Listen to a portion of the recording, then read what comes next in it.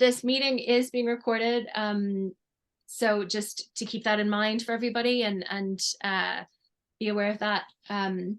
We want to welcome you. This is a part of the PPI Ignite Insight series that's running throughout October. Over the past couple of weeks, we've had a number of really inspiring events considering PPI in PhDs. To recap those, the first was about what PPI is and how that might look in research. And the second was how to embed PPI in your PhD, which was centered around 3 case studies. Those are available on the website. These have been organized and led for PhDs and by PhDs who are members of our Whole Island PPI Ignite PhD Shared Learning Group, which meets online monthly. Please join our group. It's really fun. John, would you put the link for that into the chat if you have that? Of course. So I'm a member of the organizing committee of this series of events. I'm in year 2 of my part-time PhD at UCD School of Psychology. And welcome. This event is specifically focused on PPI in your PhD as the gateway to an interesting career. Again, please note that this event is being recorded and will become available on the PPI Ignite website. We have 3 speakers with us today. We have Dr. Nikki Warner, who's the Cancer Survivorship Research Coordinator for the Irish Cancer Society, and she's pre-recorded a conversation with Edel Murphy. We have Dr. Maria Quinlann, who's the General Manager of the National Research and Development Team within the Irish Health Service Executive, or the HSE. We have Dr. Edel Tierney, who's the National Research Officer at TUSLA, the Child and Family Agency. I want to encourage you to please post your questions in the chat as we go along, and we'll try to answer those during the Q&A segments. And you'll also be able to raise your hand to answer questions during those segments as well. But for now, we're going to start with a pre-recorded conversation between Dr.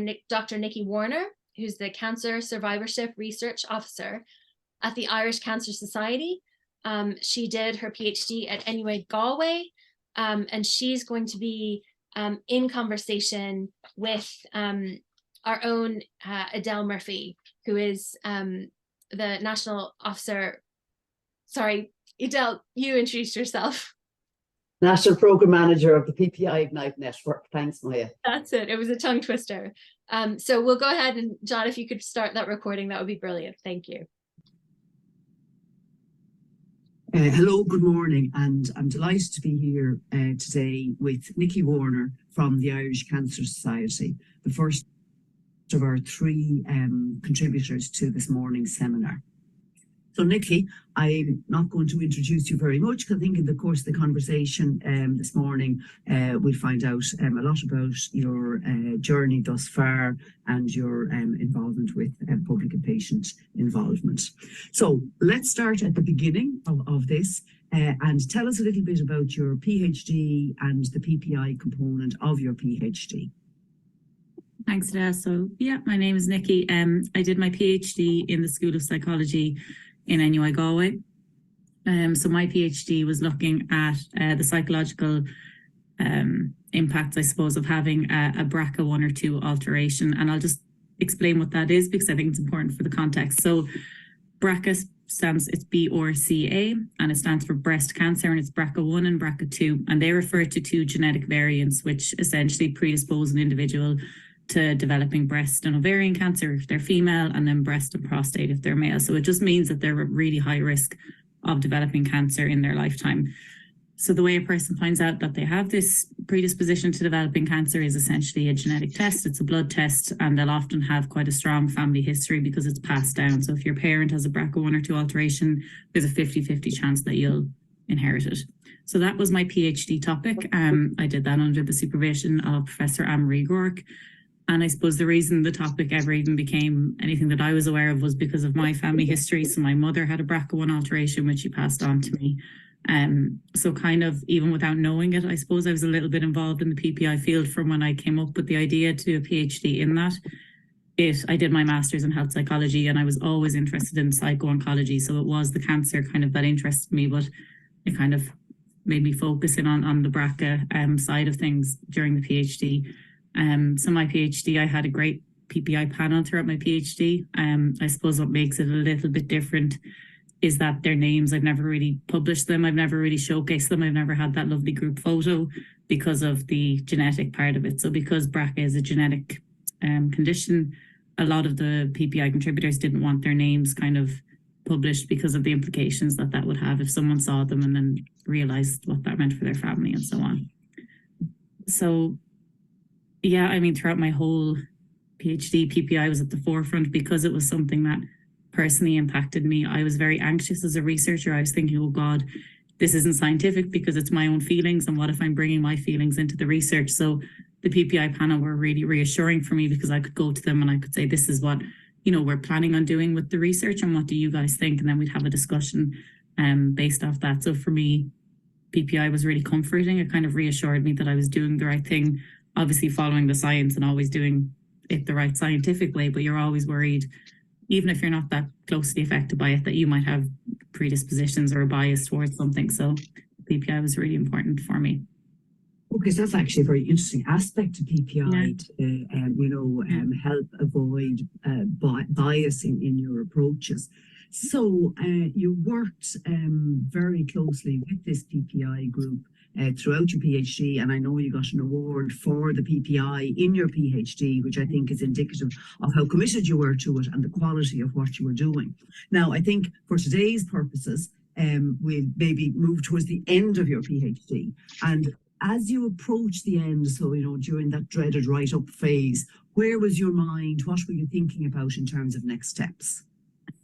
My mind was all over the place. So obviously I did my PhD when the COVID pandemic had happened, and I kind of felt like I hadn't traveled that much throughout my PhD. So I was really lucky and I got a grant to go over to Montreal in Canada, which happened to fall right in the write-up phase. So it was a bit of a double-edged sword because you're so busy at that time and your head's all over the place. And I decided that was a good time to go off for 6 weeks and live in a big city I'd never lived in before. So I was quite stressed. I was applying for jobs while trying to coordinate Canadian visas and get everything sorted. And when you're at that stage and you've done 4 years or however many years of your research, you can be a bit frazzled, I think. So I was applying for jobs left, right and centre, but I was a little bit unsure that I wanted to end up in a postdoc. That they were the one jobs I wasn't applying for. I was kind of avoiding those a little bit, which I think in the end was the right choice for me. But I had applied for a few jobs. I got one job, which I was lucky enough to get, and I had to do all my interviews online. It's quite a stressful time. Being in Canada, there wasn't great Wi-Fi where I was.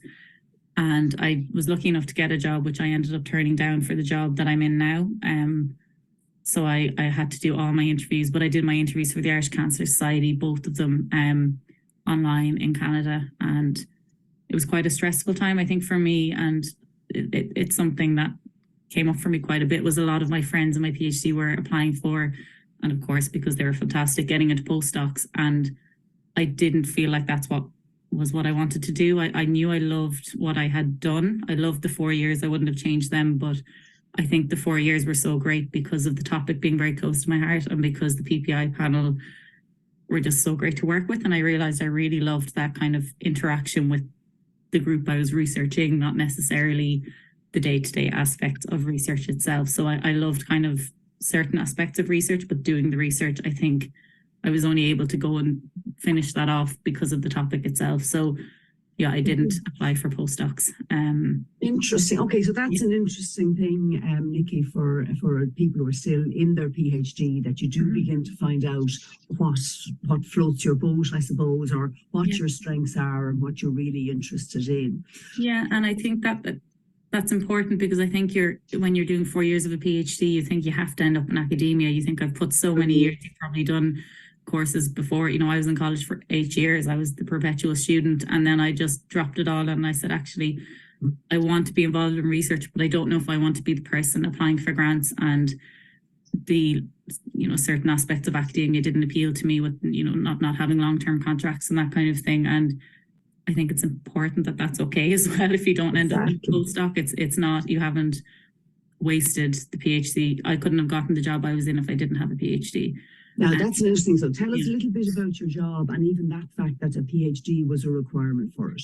Yeah, so my full role is I'm the Cancer Survivorship Research Officer at the Irish Cancer Society. So we're one of the we are the largest voluntary funder of cancer research in Ireland. So we have a lot of researchers who we fund, and we have to manage those projects. And as part of that, we do a lot of work with PPI contributors kind of day to day as well. But one of the things that I needed to get the job was a PhD. So I work daily with researchers, managing their grants, which kind of means just dealing with their reporting, if they have to change anything with their research, making sure that that works.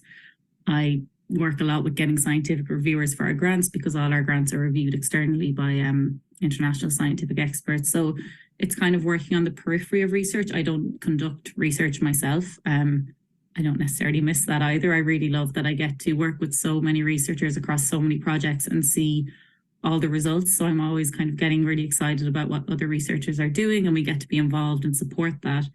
But I don't actually sit down and do the research myself.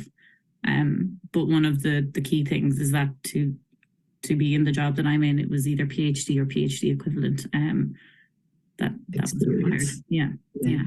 Very interesting. Very interesting. So I think in terms of working with the Irish Cancer Society, I know the Irish Cancer Society have a particular strength and a particular interest in the lived experience. So tell us a little bit about that and how it impacts both you getting into the job and what you do day to day. Yeah, I mean, we're a charity that is there to support people affected by cancer, whether that's people living with cancer or families or people who are at high risk of developing cancer. So it kind of makes sense that everything that we do is informed by the people that give us the donations and support us. So all of our scientific, all of our grants are reviewed by scientific reviewers and PPI reviewers. So PPI is really at the core of what I do day to day. If I'm organizing, a grant review panel for a grant application, I have to then get PPI contributors, and we have a PPI panel that we go to, and contributors will review the grants, but it's usually the same amount of scientific reviewers as PPI reviewers. They attend all the teleconferences and the interviews. So PPI is really built into what we do. And even beyond kind of deciding who gets the grant, we've PPI contributors currently help us to look at, our processes. How do we actually conduct PPI? How are we looking at, what's the contact like? Are we doing PPI well? So we're constantly going back to that panel and asking them to help us do things better. And then that's across the society. We really are informed by the people who are affected by cancer. So for me, I mean, in my interviews, it was constantly, and what's your experience with PPI, and how have you dealt with people before who are, experiencing the condition that you were researching and so on. And for me, it was great because I had so much to talk about. I'd say they wanted to shut me up at the end, but I think it was that passion and experience that I had with PPI that probably was what got me the job in the end. So that's really interesting. You absolutely found something where your skill set put you top of the list, probably by just reading through your CV. So I know a number of the PhD scholars are interested in the challenge of trying to communicate about your PPI skills and learning to interviewers who maybe don't know much about it. Now, you were completely in the opposite position, where they were probably very demanding in terms of really understanding what good PPI was, and all the candidates had to show what they were, that they had that understanding, but you were well qualified for that. Have you any advice? Can you put yourself in the shoes of people going into a different organisation who aren't as on top of the whole movement towards bringing lived experience? Any advice for people going into that sort of an interview? Yeah, I mean, I think with PPI, you learn so much that is transferable, even if it is a job where you're not working in research anymore or anything like that. I think PPI, you're learning so many transferable skills. So you're dealing with, and even when I think about my PPI panel, they were very different, and they all kind of had different priorities, and they were involved for different reasons. So I think what you're learning there is stakeholder engagement and, dealing with kind of expectation management. And I think good PPI is always good communication. So you're communicating at the start, this is why I want to have you involved, and this is the scope of what we can do. And I think that's an important exercise in managing expectations, because your PPI panel will probably be really enthusiastic and passionate, but you're only one person and you have to do your PhD. So there's limitations to what you can do.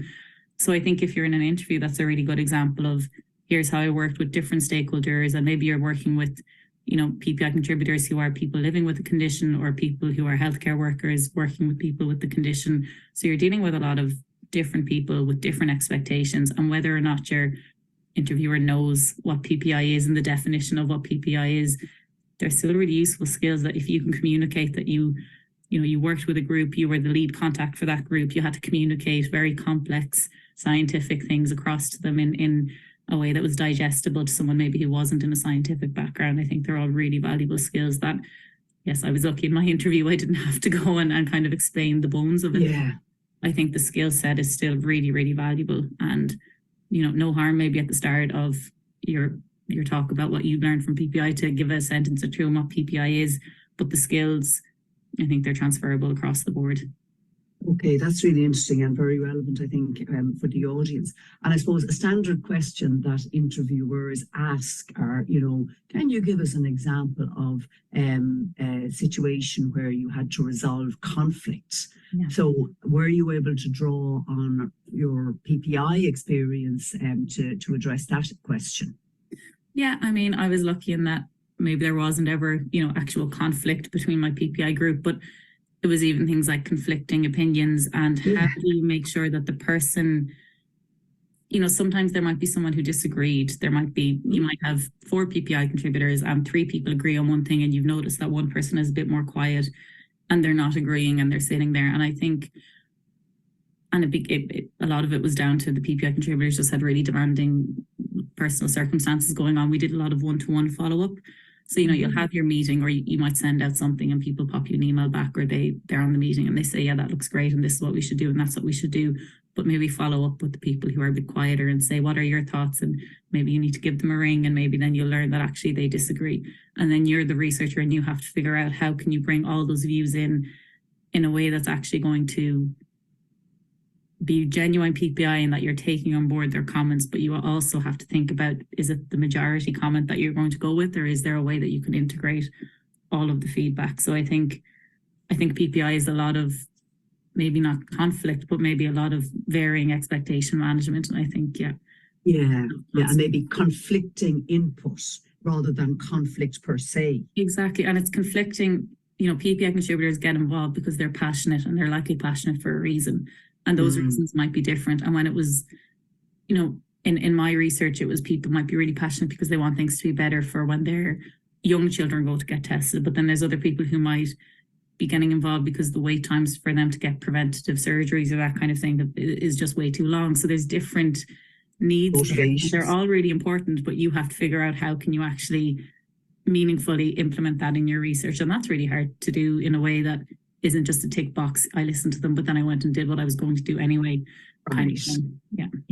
And presumably part of navigating these different opinions in your PhD, you presumably had constraints coming from the PhD side, you know, from the demands of the PhD, what the university requirements were in terms of the ethics, what your supervisor would have as a priority. So there's a lot of navigating going on. Yeah, and I think in the moment when you're doing that, it's really, really stressful. But when you can take a step back in the interview and say, look, I actually handled all of those things, there's so many transferable skills. You're project managing so many different things. And I think a lot of PPI, you learn a lot of project management skills, which was important in my interview. I never would have called them project management skills. And it was only that, you know, the person interviewing me said, and as a PhD student, you've done 4 years of project management. Can you talk about that? That I said, oh my God, I actually have. But if the question wasn't phrased that way, I would have said, no, I haven't done any. You know, it's just looking at what you've done, taking a step back and saying PPI is so much of managing expectations, timelines, communicating when things are going slowly so that people don't think that you've forgotten about them. And that is all very much what you do day to day in a not necessarily an academic job as well. Yeah. Right. Okay, that's really interesting, Nikki. And so now you're very much, I suppose, in the charity sector, and you know, you've described some of your own role. So looking out from where you are, and I presume you're interacting a lot with maybe other NGOs and public agencies and things like that, are you seeing other opportunities for people with PhDs with the skills that you've developed because you've taken the PPI approach, you know, have you any insights into that? Yeah, I suppose I'm biased in that I'm in, you know, the charity sector and I'm in a charity that's very PPI focused. But the more and more I look at, you know, different organizations, they're now recruiting for PPI, you know, they're calling them different things, research and PPI officer, engagement officer. But if you go and look at the job spec, a lot of it is looking and calling out specifically skills in PPI. So, you know, obviously in academia, you're going to have your postdocs and those jobs. But I think now beyond academia, in lots of charities, a lot of charities who fund research or who are involved in research, even if they're not funding it, they will all now understand the importance of PPI. And there's a huge network of charities involved in PPI. And they're all looking, I think, to hire someone who has that skill set. And a lot of the time, you also want someone who will have done research. So then if you have a PhD and you've done PPI in your PhD, you're an ideal candidate in my eyes. Obviously, I'm not the one doing the interviewing, but you know, I think PPI brings so many skills. And if you are looking even if it's not called PPI, you will have experience in working with people who are living with a certain condition, who are experiencing something that you're researching. And sometimes they can be difficult conversations that you're having and you're managing all of that. So there's a huge skill set there that you can bring to the charity sector or to, you know, social enterprises and so on beyond academia. Might feel like that, but it's a huge achievement. Yeah, excellent. Well, I think that's a really positive note to finish on, Nikki. And thank you so much. I know you've shared a lot with us here today, and I think it'll be really beneficial to the people that are tuning in and to others who listen back to it. So thank you very much. No problem. Thanks, Edel. Well, that was an incredibly insightful conversation, broadening even our scope today from not just how does it engage with an interesting career, how does PPI prepare us for that, but also kind of what's involved for those of us who have less experience, what's involved in running a PPI project within your PhD. So thank you for Edel for facilitating that conversation. And although Nikki's not here with us today and we can't ask questions for her live, John is going to put her email address into the chat now. And she's very happy to answer any questions you might have for her by email. Our next speaker will be taking questions after she shares with us about PPI and her career. So please pop those questions into the chat as we go along, or hold them until the end and then raise your hand in Zoom to ask those live. So next we have with us Dr. Maria Quinlann, the General Manager of the National Research and Development Team of the HSE, or the Irish Health Service Executive. And she was a PhD scholar in Trinity College Dublin. So she's here to tell us about PPI and her career. Over to you. Thanks so much, Maya. Thanks so much. I'm just going to share my screen here. Hi, everybody. It's really lovely to be here. And thanks so much, Edel, for the invitation. And just to say, I really found Nikki's conversation there really, really interesting, and just shows, I suppose, a lot of similarity myself in terms of the transferable skills that I would identify from PPI, etc. So thank you so much for that. I'm just going to share my screen here.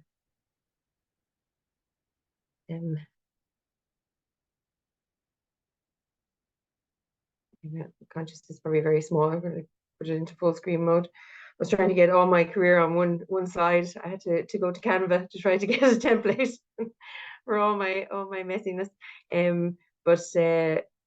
So anyway, if you can bear with me, it was I suppose a helpful and interesting process for myself just to kind of map my own trajectory throughout my career. As you'll see, I've had a kind of circuitous route through academia, and I suppose I've got experience across a variety of different sectors, and now work in the HSE. I joined HSE Research and Development as General Manager in September of last year, so just a year, or just over a year working here. And I suppose I just thought it might be interesting in the first instance just to kind of explain how I have gotten here and the role of PPI within that.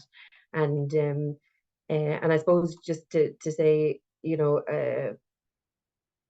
it was just when we started and I was thinking of the title of PPI as a gateway to an interesting career. I suppose personally, and certainly in my role within HSE research, we would see PPI as not just obviously a gateway to an interesting career, but an absolutely integral part of any kind of what we would call, inverted commas, good research in the area of healthcare. That if we aim to be aligned with all of our strategic objectives as a healthcare service, that the patient needs to be at the center, the citizen at the center of everything that we do. So yeah, so I suppose just to go back to the beginning, a very, very long time ago, I used to work in industry, so I began my a career in industry, and I spent 10 years working in telecoms, health insurance, and medtech industry as a market analyst, and in the whole area of business intelligence. And while I was there, I learned a lot. One of them being I didn't really like working in industry as working as a market analyst, especially in something like health insurance and medtech. While there's lots of interesting and good people working in those areas, I suppose just in terms of the alignment with my own values and how they interact with PPI in healthcare is very interesting, and certainly something that I was keen to kind of, I suppose, expand out of. But the first thing that I thought of, which is interesting, when Nikki started talking about project management, I think if the bedrock for me that made my PhD so much easier was that industry experience. I was very experienced in project management, in deadlines, in pressure. In the I suppose from a methodological perspective, it was a very data heavy. The industries I worked in and the roles I had were very data science, as we might call them now, heavy. And communicating complexity, I suppose, is the other key thing that I feel like I really learned in that environment. All quite fast-paced industries where you are trying to effectively communicate what quite complex data analysis to an audience who don't have time for anything but the so what. And that's something, as I've moved into teaching research methods, for example, is something that I'm always very harping on about. And that's why I put an infinity symbol at the bottom here, because I feel like I don't really feel like I've necessarily it obviously hasn't been linear in terms of my career trajectory, but I still use a huge amount of the skills that I have brought with me from my very first roles in the work that I do today, and in the work that I did throughout my PhD and work in academia. So really just being able to communicate the so what of your research without having to get into. I remember having a really good boss in the health insurance that I worked in, and who was really focused on, you don't need to tell the person everything you've done to get to the point, you just get to the point.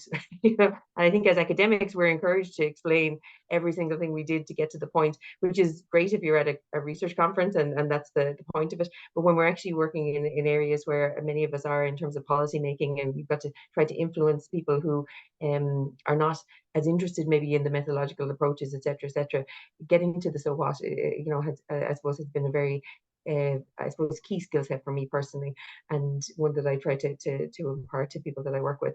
So I did my PhD part-time. I put an exclamation mark after part-time. But still, I think I'm still semi-traumatized from doing my PhD part-time. So while I was working away, I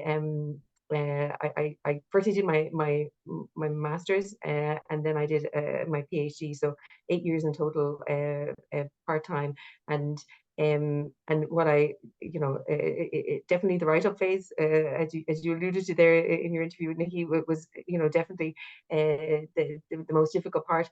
It was a really joyful process for me, because I suppose as someone who didn't really feel aligned in what they were doing for their job, it was really nice to have something that really was my purpose, and I was and still am extremely interested in equity in society, and I did my PhD in the area of gender and career progression in the financial services.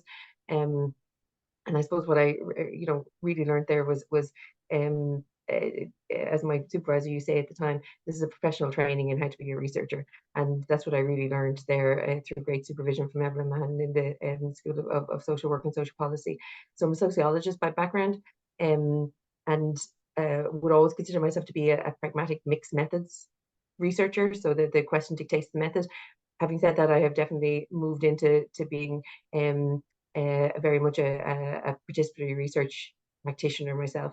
But I suppose what I take from the PhD that serves me very well today, including in the PPI work that I do, is, you know, the humbling experience of creating new knowledge, and just the mind expansion element of that. And by humbling, I think that really for me is one of the key things that has kind of, I suppose, driven the kind of second half of my career, I suppose, as I moved away from industry and working in the whole area of research full time, and that idea of democratizing knowledge creation, of decolonizing how we do research, is really, really important to me. And and I suppose that humbling idea of what is knowledge, who gets to create it, etc. You know, that my PhD definitely brought me to my knees in terms of my own creativity, my mental sort of my intellect, you know, really pushed to the max, which is a really a privileged thing to be able to kind of really stretch that muscle. So after that, I worked in academia, and I spent 5 years, firstly as a postdoc and then as a research fellow. And so moving from industry, just from I mean, I was thinking, like, it would be very interesting for me to map my income levels during this process also, because that was like, I mean, I essentially took the move to academia as a kind of like a gap year, because, you know, I don't know, to be honest, I still don't understand how anyone really is able to survive on a postdoc salary, you know, if you're living in somewhere like Dublin. Certainly a PhD stipend, so I did my PhD part-time, and, you know, it was just not available to me at any level to be able to live on that money. And it's only recently even begun to kind of change from what it was when I did my PhD, which is, you know, about 10 years ago. So anyway, so I did my postdoc, and then became research fellow at a centre called the Applied Research for Connected Health in UCD.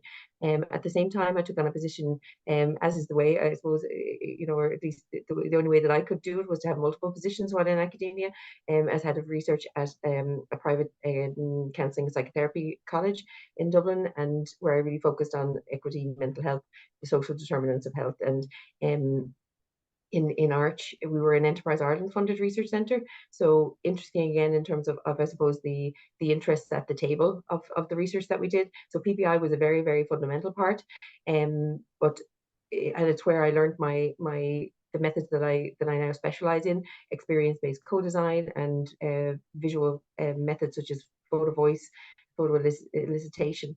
That research centre was exploring digitally enabled patient-centered care, how we could go about doing that, etc. So you know, lots of great learning there for everyone, and really interesting from my own viewpoint of the vested interests around research. You know, that research is an industry, healthcare is an industry, and you know, when we look at health research, the kind of, I suppose, the off-quoted 90-10 statistic really struck me at that time, which is that 90% of health research funding goes to the 10% of diseases that affect the wealthiest people in the world. You know, so just how much of an industry this is, and that really, I suppose, in my search for impact, which was really, I suppose, where I was at this time of how can I actually create impact in the work that I'm doing, I started my own research company. I really felt, I suppose, I wanted the autonomy to do the research I wanted to do and that I was really passionate about, without the agendas that really weren't just not aligned with my own. So I spent the last 6 or so years working with nonprofit and public sector bodies, using the kind of trauma-informed, community-based participatory methods that really, I suppose, are aligned with my own values and my own sense of knowledge creation. That it is you know, it is complex, it is contested, it is not a simple thing, and I provide PhD and faculty training in those methods, and really, I suppose, just very focused on decolonizing and democratizing knowledge creation.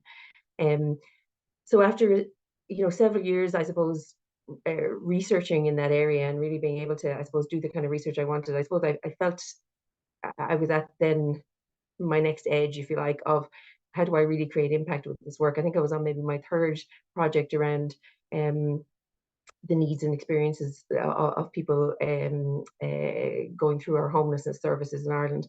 And I really felt like I'm now becoming part of an industry here that is researching problems rather than actually implementing the solutions to those problems.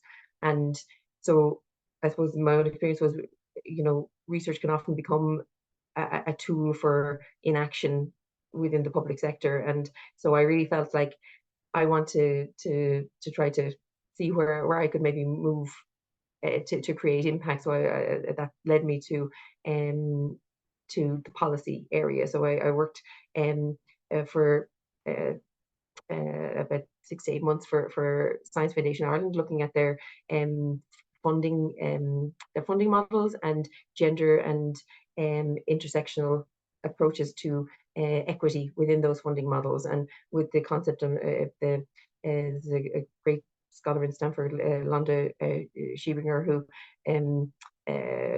just her kind of quote on this is that the person who does the science determines the science that gets done. And Science Foundation Ireland were really, I suppose, committed to trying to ensure that the people getting to do the science, the people getting funded, were from a diverse pool of people, more so than is maybe currently the case.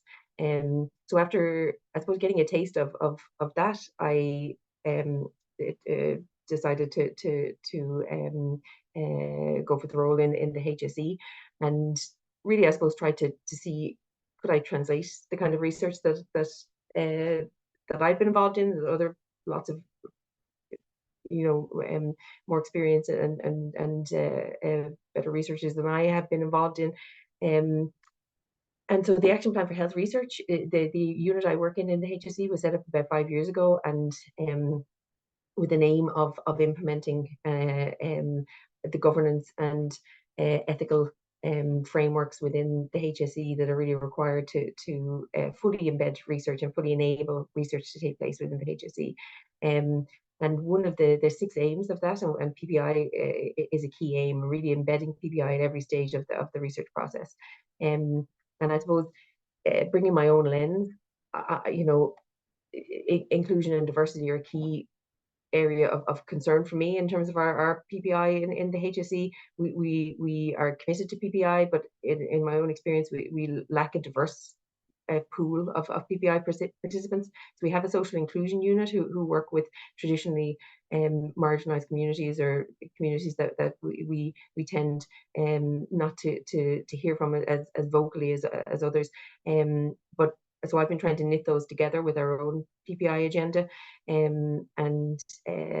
So I suppose I'm a year into the role, and I definitely feel like impact can be had. I suppose one thing I definitely would feel is that I come from a place where I suppose the words like decolonizing or democratizing knowledge creation are well used, well known, trauma-informed methods, etc. So I have been in a sort of my own echo chamber for quite a while on that, at the center of a conversation. I feel definitely moving into the more established healthcare space within an Irish context, at least, that's far more on the edge in terms of those conversations, are far more in the formative stages. So I'm really passionate about trying to kind of influence that. I'm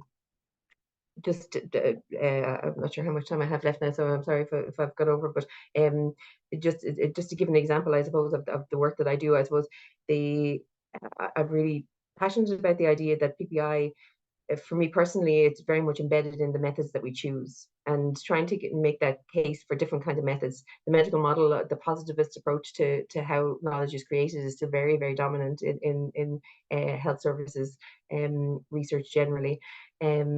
And I suppose trying to kind of, I suppose, loosen that conversation to be a little bit more expansive, that that qualitative research isn't just anecdote by another name, which I have heard it called, And so I use this photography method mainly, which I suppose just really aims to capture the lived experience in a way that really fundamentally moves the locus of control from researcher as expert to participant as expert. And one of the things I suppose why I started my own company was that I really felt that funding models don't support the kind of organic, loose process that you need to have if you really want to be, have the patient voice at the center, or the citizen voice at the center. So just a couple of things I suppose that are really in the forefront of our mind as we move into trying to kind of sophisticate or up-level our approach to PPI is how can we promote diversity in that. I've done quite a bit of work with the traveller community myself, and that's a voice I feel is absent from quite the dialogue that we have, despite the fact that the traveller community have one of the in terms of social determinants of health are really very exposed as a community within an Irish context. So within the HSE, my focus is on building a collaborative community around those things, moving from a standalone approach, for example, to PPI in the work that we do, to really embedded involvement at every level, and having that diversity of voice and having an alignment so that we're not resourcing and funding things one way, but not actually then that aren't maybe in alignment with what we say we want in terms of PPI, etc. And recognizing, having those conversations that research is not value neutral, and I suppose recognizing maybe that the medical model is its own echo chamber, and that there are shifting paradigms out there, and providing guidance in that, and recognizing our own positionality, which is another, I suppose, concept that, it would be bread and butter to someone like myself coming from the area that I do, but I find that it's not necessarily recognized by, in other contexts. So basically just having more voices at the table, and more voices who recognize their own biases, assumptions, norms and values, etc. So that's me. Thank you very much.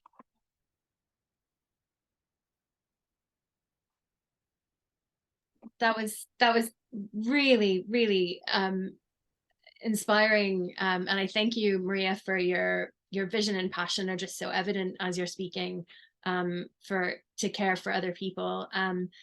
And as you're talking about research agendas, it really strikes me that we have in our PhDs a unique opportunity to set our own research agenda.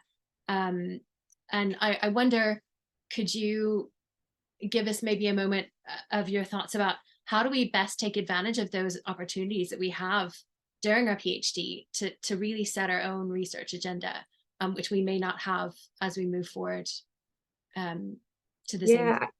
And it's interesting because I remember somebody saying to me, or maybe it was a seminar that I went to as a PhD student, somebody making the point that, like, your PhD is the place where you will really, enjoy it, because it will maybe be the only place where you can set your own agenda, which I kind of found very interesting at the time, and kind of worrying as well, because I was kind of, what happens after this? Do we have to do like someone else's agenda? I suppose because I was doing my own part-time, I was funding it myself. It was one of the reasons I suppose I just had a very strong desire for freedom, in my intellectual freedom in that regard. But I suppose I think it's I suppose I probably take for granted that setting of the agenda.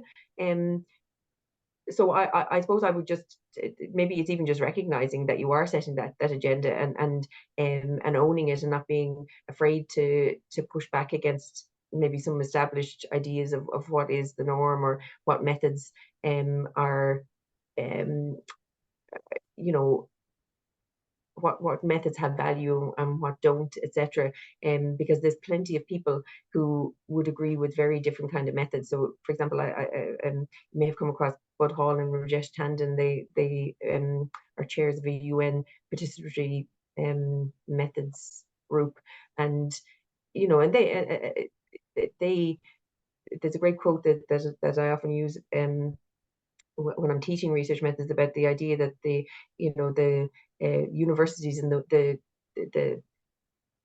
university knowledge is only a very small subset of what we actually is knowledge in society, and it is deeply embedded in sort of 500 years of white male scientists' epistemological approaches, and that not being afraid, I suppose, to make those cases for something different, and to enjoy the process. Like, it's such a luxury to be able to research and to not let, I suppose, fear of the future. I would really recommend that, not to let fear of the future impact on your current enjoyment of your research, because you're learning a really fabulous skill set. There's, I know academia can seem scary. We used to joke when I worked in UCD, or at least I certainly used to joke. Many of my colleagues would talk endlessly about, securing jobs, and I used to be like, we have a job. Like, we're doing great research right here, right now, and this obsession in academia, I can totally relate to Nikki's, saying about being kind of put off the academic treadmill, as I would call it. So I was always kind of on the lookout for my own ability to fund my own research, ability to have research funded by like-minded people, to be able to collaborate, etc.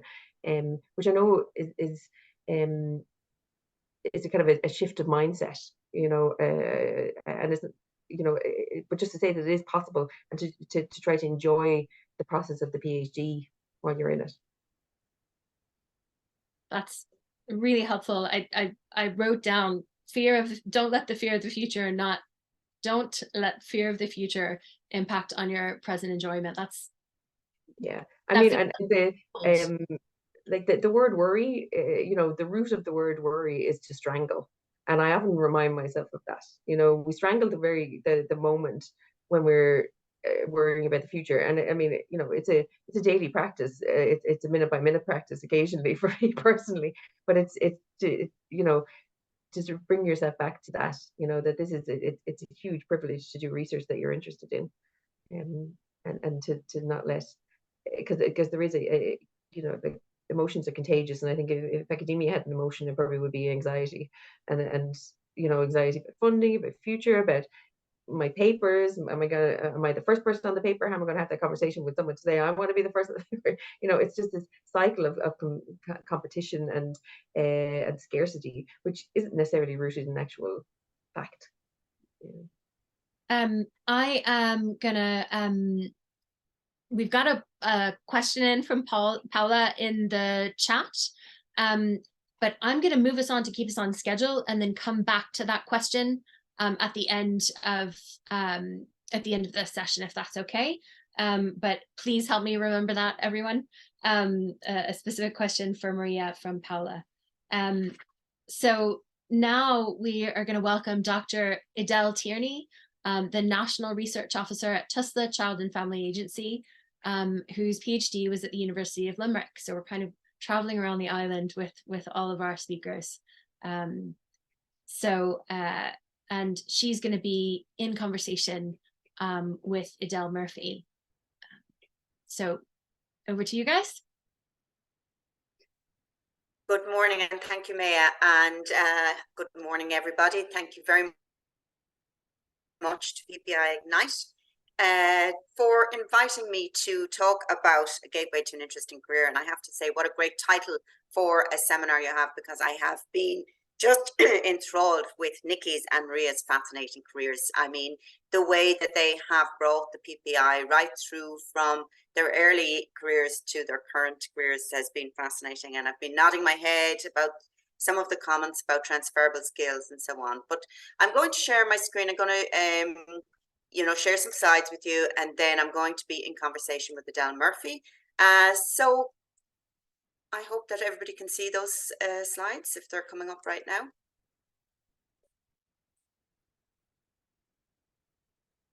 Yeah, great. So my career started in psychology. I'm a chartered member of the Psychological Society of Ireland. And I suppose from a very early stage in my career in applied psychology, I was very interested in advancing psychology, looking at the area of the underserved, or those maybe whose voices are less heard, I started with a research post in Cork with a disability organisation called Cope Foundation. And the purpose of that post really is disability rights, to see how research could be used to promote evidence-based practice and to support staff in doing research in their day-to-day practice. From there, I moved to a national research role with the National Federation of Voluntary Bodies.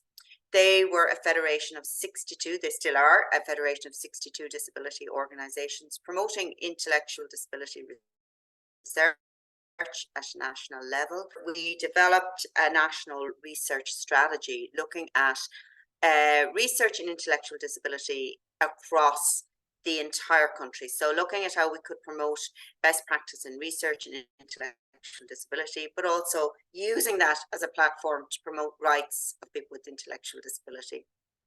And it was here where I met some fascinating people. And I think if I were to pinpoint a point in my career where PPI really started for me, was with the development of an inclusive research network with some colleagues from the University of South Wales in Australia. And this inclusive research network was developed with our friends, our colleagues, some staff members who had intellectual disability and their carers, who could set the research agenda for themselves. So peer-to-peer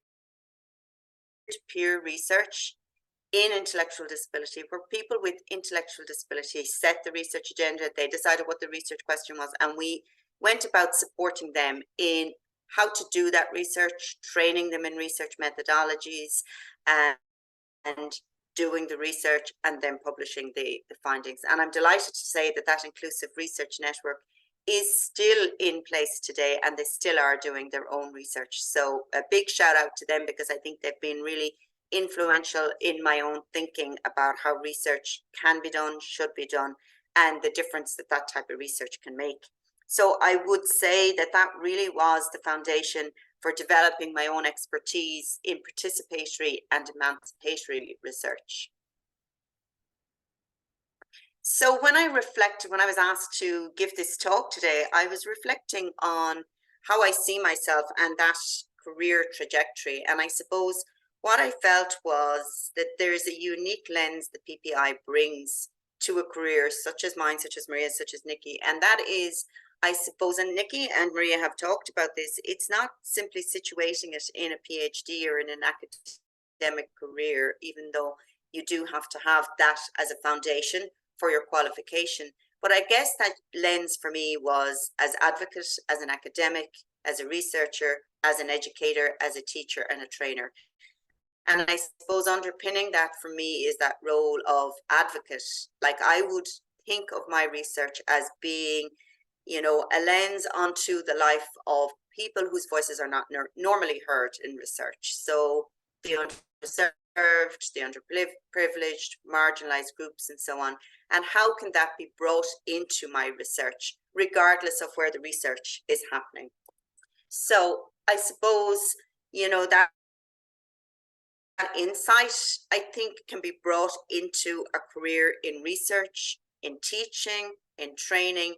For me, it was about understanding the lived experience of people, the lived experience of the marginalized, of the underserved, and bringing them into the dialogue. So the dialogue was about how it could impact the research, but also about how it could instigate change for them in their lives, for us as a research community, but also in terms of policy and practice. How could that voice change the way we do things on the ground?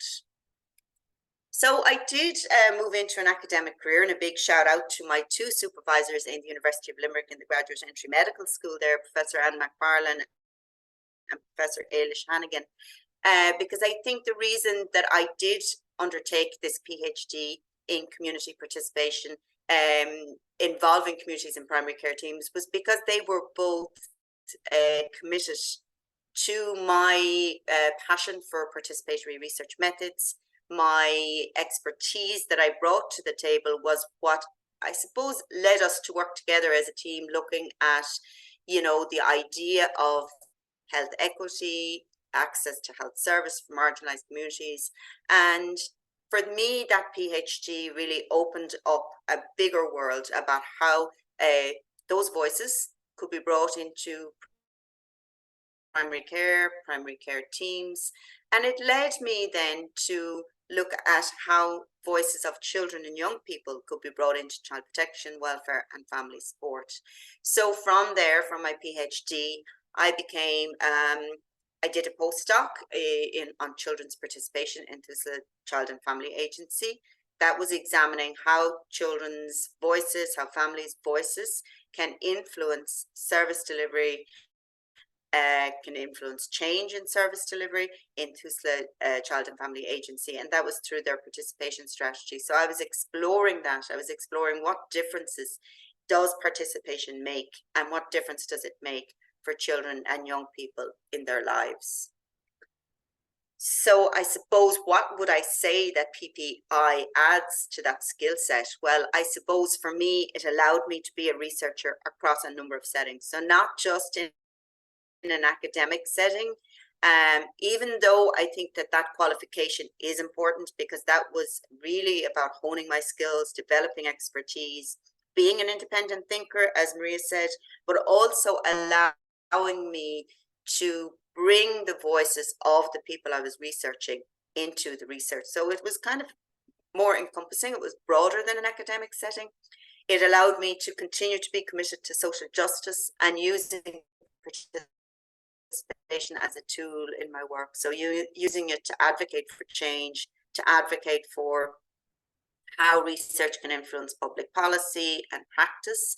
I guess with PPI, I feel that there's a lot of research skills that need to be matched with professional and reflective practice.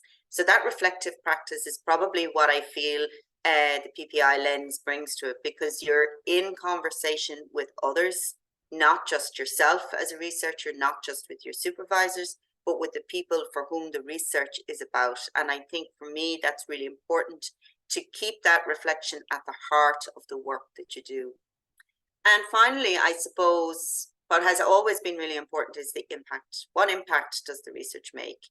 What impact does it make for practice? What impact does it make for policy? But what impact does it make for people on the ground, for the people that we are talking about? Does it change their lives? Does it support them to make change? And I guess for me, PPI really is about understanding the interplay between research and practice and policy, and maybe how we can make a change through the research that we do. So I'm going to stop sharing my screen. I know Edel and I are going to have a bit of a conversation about what PPI means when you want to bring it into your career. Yeah, so thanks, Edel, and I'm fascinated to listen to you. I obviously know a lot of it previously, but you just presented so well there. I suppose one of the things you touched on there at the end, your PhD very much gave you an opportunity to learn about influencing and influencing policy in particular. And because your approach had always been so embedding the voice of the lived experience, so you were able to influence policy in primary healthcare. Have you been able to build on that, bringing the lived experience to influence policy in your career thereafter? Yeah, thanks, Edel. It's a good question, because I suppose for me, when I was taking on my post here in TUSLA Child and Family Agency, it was very important that I brought the lived experience, the voice of children and young people into our own research program here in TUSLA. And we have, as you know, become a national partner with the PPI Ignite network, which has been really important for us. And one of the things that we have been leading on in TUSLA is how we've brought public and patient involvement into our research ethics committee. So TUSLA set up an independent research ethics committee 2 years ago. We're running into our 3rd year now. And we, at that point, wanted to bring public and patient contributors onto our research ethics committee. So now we have the involvement of those with lived experience, members of the public, sitting on our research ethics committee, which I think really does influence how research gets approved, how and why PPI might make a difference. We also have a question around PPI in our research ethics application. We also commissioned a piece of work on children and young people's experience of child protection and welfare. And that study was carried out by TCD. It's called Through the Eyes of the Child. And in the design stage and in the tender of that research study, we sought the opinions and we consulted with children, young people who were availing of TUSLA services about how we should go about that study. So whilst it wasn't embedded across the entire study, we were committed to hearing the voice of young people. We're now going back to them to say, here's what we found. How can we embed our findings into changes with policy and practice? Okay, so that's really interesting, and I think interesting for people thinking about working in, you know, anybody who's going to be a funder. I really like the way you brought the voice of the children to impact the call you put out, the tender you put out. That's really getting in at the start. So I think you're a bit different maybe from a lot of PhDs, Edel, in that you have done so much involvement and had such experiences with the Inclusive Research Network by the time you got to your PhD. That you're in a different position than others. But it must be really satisfying to be able to influence policy in an organization maybe the size of TUSLA, and to be able to bring that lens to what's happening across the board. Oh, I think it's vital, Edel. You know, I mean, for me, I think that really was why I chose TUSLA as my career choice at that point in time. I wanted to be able to make a difference. And I hear, you know, from Nikki and Maria about research happening for research's sake, you know, within an academic environment and so on. For me, it was really important that it could influence children's lives. I mean, I think if you can influence anybody's lives, if it's going to be children, I mean, that's really the most important starting point for me, because if you can change it at a young age, then, you know, that will make a difference. I think TUSLA were already committed to participation practice, and they had a participation strategy. So it was pushing an open door for me in terms of bringing that PPI lens into our national research program and into any of the research then that we support, encourage, commission thereafter. Great, so it was a good environment. Now that's interesting, because my other question was going to be around, obviously with TUSLA, you didn't have this experience, but I know, again, it was mentioned earlier. So if any of the PhD graduates are going for interview in an organization new to this concept, you know, have you any advice on how they might navigate that and, you know, influence the conversation at interview?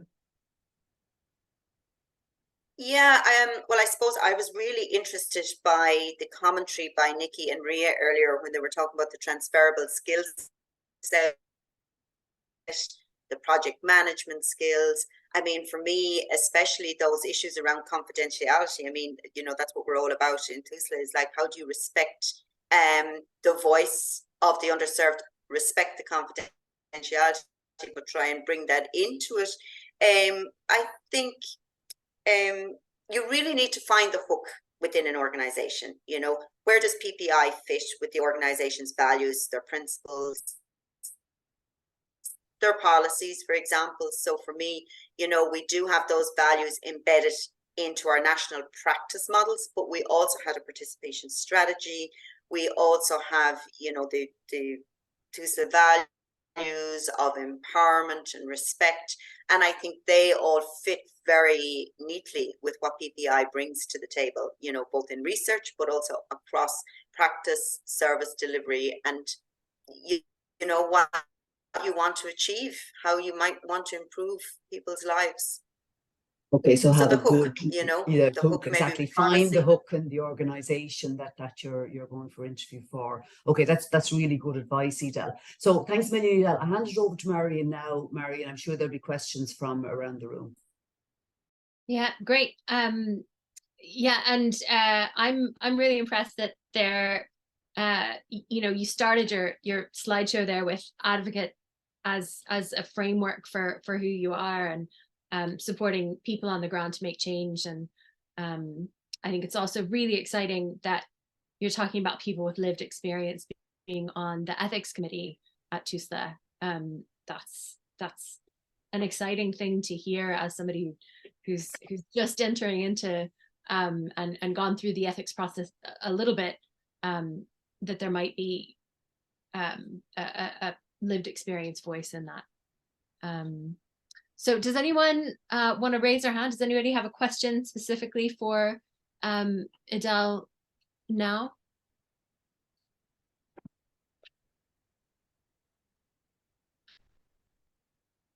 I'd love to hear more, Edel, if you don't mind, about how, again,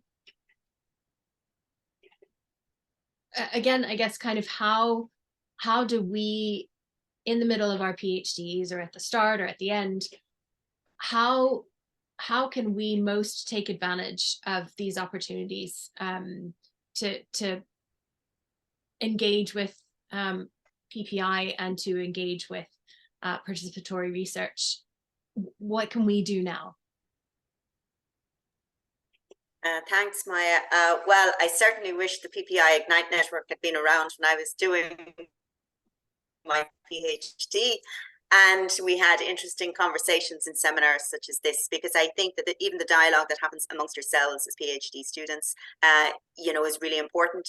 The fact that you've got a network that supports PPI in research is fantastic. But also don't forget the skill set that all of you bring around the table. So I'm sure, and I'm not sure what your research topics are or your disciplines are. For me, I've worked with many different disciplines, both at the same time and, you know, within different projects. And I think that each discipline brings a unique lens to the PPI field. Each discipline brings maybe a different methodology.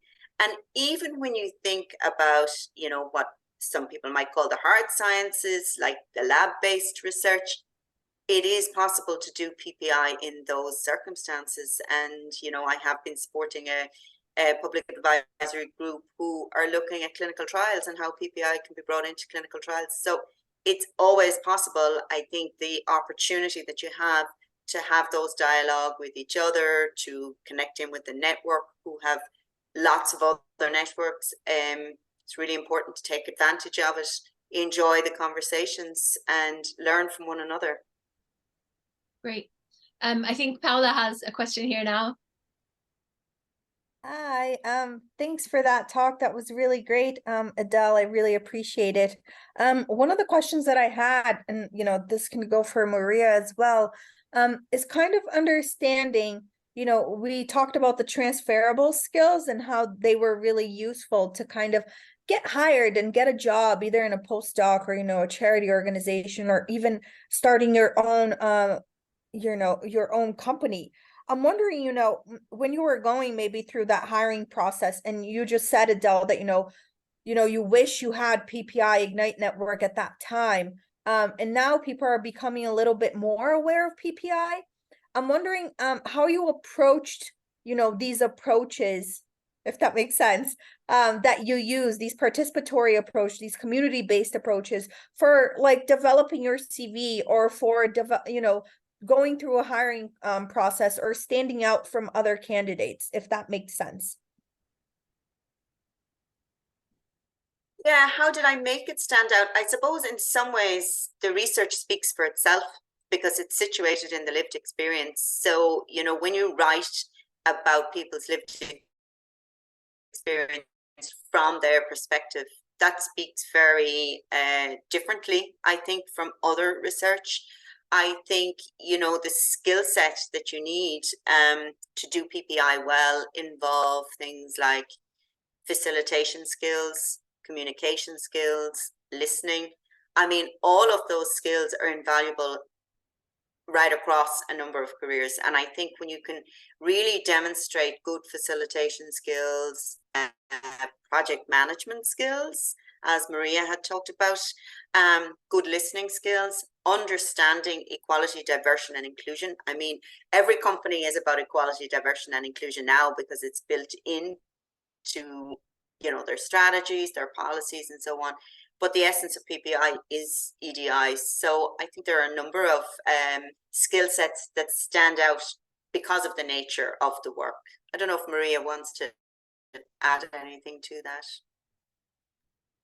I think that really covers it. But I suppose I would say that even when an organization doesn't necessarily call out PPI. You say you're applying for a job, but you feel that PPI is a missing gap. That it's certainly in my own experience, being able just to kind of identify that as something that you would bring to the role that you think is needed is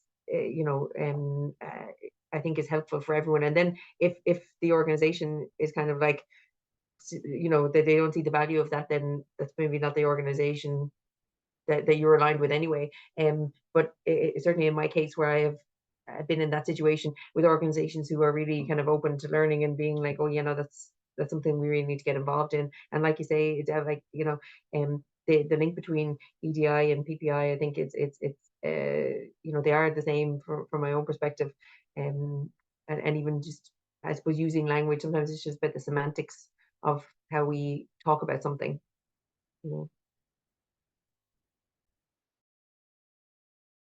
Perfect, thank you. Paula, do you want to pose your question from before to Maria as well? Oh yeah, sure. Sorry, I was looking for it.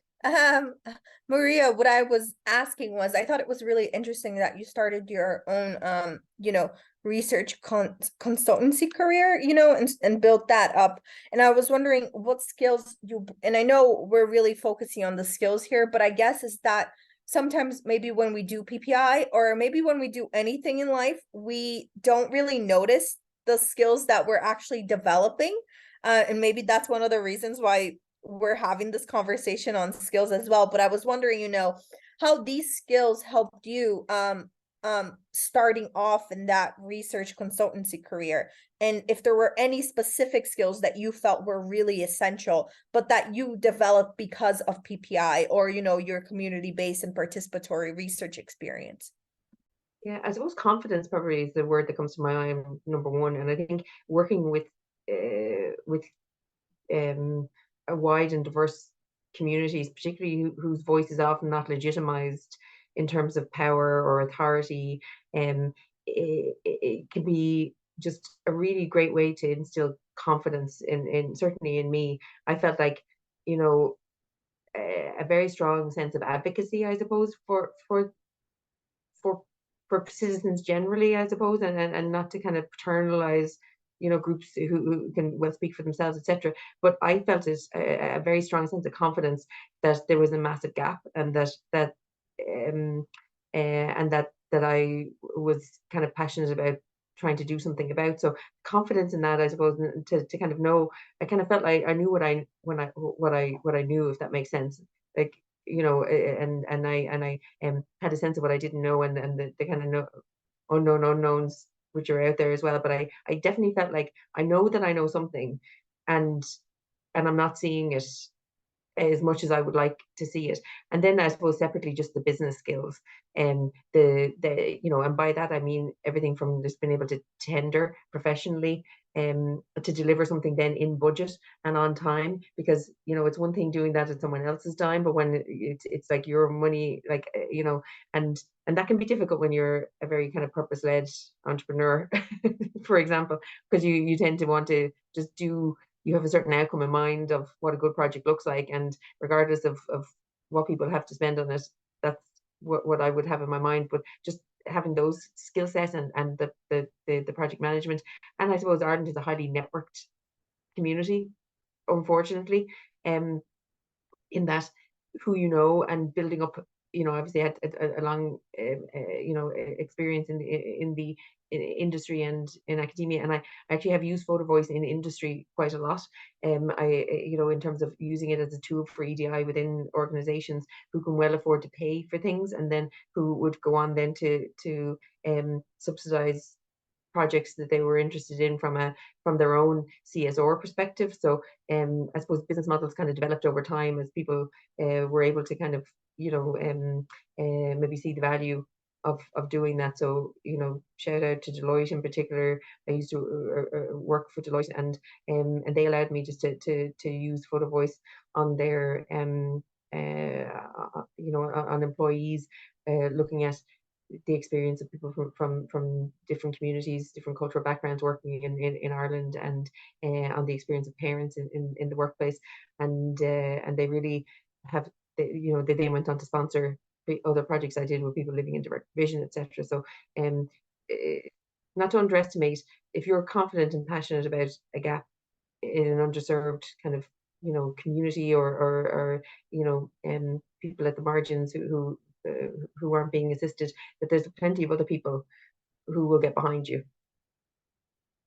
Thank you. Yeah, when you said confidence, I got the chills because I've noticed in myself as well that my confidence has been built up over time during my PhD, but not necessarily because of the PhD, but I feel it's because of PPI, because I'm developing facilitation skills. I am in a network. I'm in a shared learning group with other PhDs. I constantly put myself out there while I didn't before, and I've seen that skill kind of develop, and that's what the confidence part really resonates with me, actually. Thanks. I totally agree with you, Paula. That's absolutely brilliantly articulated. So I see that Edel Murphy has put into the chat a postdoc position that's being advertised at the moment. That's a great thing to note in this session about moving our careers onwards. We've had another really fantastic session today. I'm gonna wrap up the questions now, but I want to say thank you to our speakers. You were so inspiring and insightful today. And I think I speak for our whole shared learning group that we've had a brilliant time hosting this wonderful series of online events hosted by PhDs for PhDs. And we hope you've enjoyed it and learned as much as we have. If you missed any of our other online events, the recordings, I believe, are available on the PPI Ignite website at the moment. And this one will also go up there. This is our last online event of the PPI Ignite part of the PPI Festival, but there are some in-person events organized by members of our shared learning group on campuses across the island, in Cork on Tuesday the 24th, on Thursday the 26th in Trinity, and Friday the 27th in RCSI and Galway. I think John has some slides there for us. I just want to say thanks so much, Maya, and just to say it's really lovely to listen to so many great people who are in their journey of PhD, and it's well done, Paula. I think the confidence that you get from listening to others is really wonderful, and that's why I think it can sound kind of counterintuitive, but the humbling process of creating new knowledge in community is just so it's so character and confidence building, because I don't know how to articulate that well, but it's just lovely to be in community with lots of people who have a shared values. So thank you so much.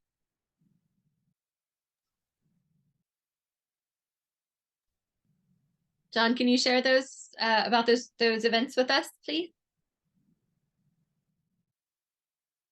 There we go. Apologies, I couldn't find my unmute button. Yes, thank you. So unfortunately, although this is the end of the webinars for the PPI Ignite series, there will be plenty of in-person events over the next week, which you can join if you're in the area. And thankfully, some of the organizers of those events are here today. So I'm going to ask, first of all, Paula to kind of introduce what they'll be doing in UCC for Ignite Site.